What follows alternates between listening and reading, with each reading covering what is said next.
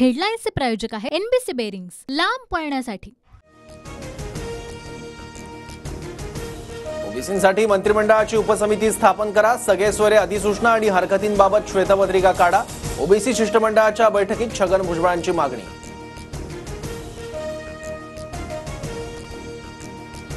मराठा समाजाला ओबीसीतून आरक्षण देऊ नका, सगळे सोयऱ्यांचा अध्यादेश रद्द करा।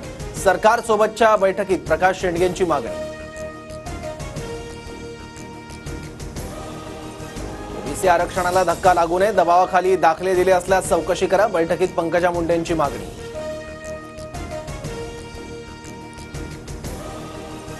सरकारने कुणबी नोंदीबाबत श्वेतपत्रिका काढावी, जातीय जनगणना करा, ओबीसी शिष्टमंडळातील सदस्यांची मागणी।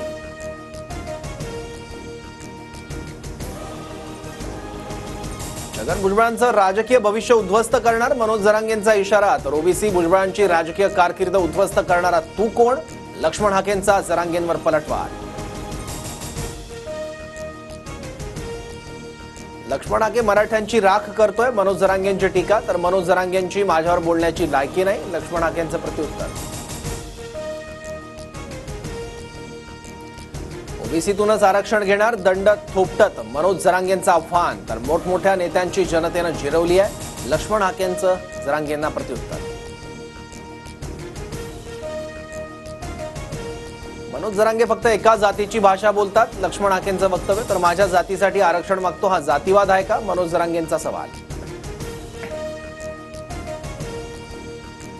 सरकारने आजपर्यंत आम्हाला पाणी पाजलं, आता तुम्हालाही पाजतील, मनोज जरांगेंचा लक्ष्मण हाकेंना सावधगिरीचा सल्ला।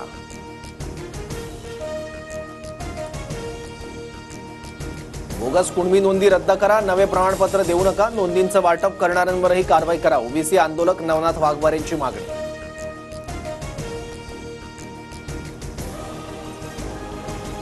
ओबीसी मराठे एकमेकांचं तोंड पाहत नाहीत, अशी मराठवाड्यात परिस्थिती, विरोधी पक्षनेते विजय वडेट्टीवारांचं वक्तव्य। तर मराठे ओबीसी संघर्षाला जबाबदार कोण? विजय वडेट्टीवारांचा सवाल।